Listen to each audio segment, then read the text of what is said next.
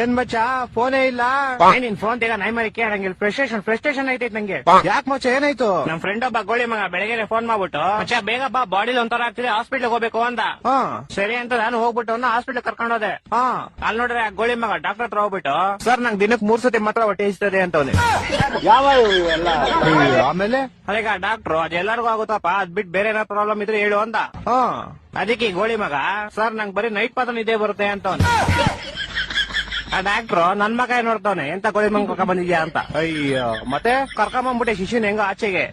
ಆಚೆ ಬಂದ್ಬಿಟ್ಟು ಶಿಷ್ಯ ಹಾಸ್ಪಿಟ್ಲ್ ಎಲ್ಲ ಫುಲ್ ನೋಡ್ಬಿಟ್ಟು ಮಚ್ಚ ಈ ಹಾಸ್ಪಿಟ್ಲ್ ನಂಗೆ ತುಂಬಾ ಸ್ಪೆಷಲ್ ಅಂದ. ಏನ ಸ್ಪೆಷಲ್ ಅಂದ್ರೆ ಮಜಾ ನೀ ಹಾಸ್ಪಿಟಲ್ ಹುಟ್ಟಿದ್ದು ಅಂದ. ಅದ್ರಲ್ಲಿ ಸ್ಪೆಷಲ್ ಐತಂತೆ. ನಾನು ಸೇಮ್ ಕ್ವಶನ್ ಕೇಳ್ದೆಪ್ಪ. ಮಚ್ಚ ನಾನ್ ಚಿಕ್ಕ ವಯಸ್ಸಲ್ಲಿ ಹುಟ್ಬಿಟ್ಟೆ ಅದೇ ಸ್ಪೆಷಲ್ ಅಂತ.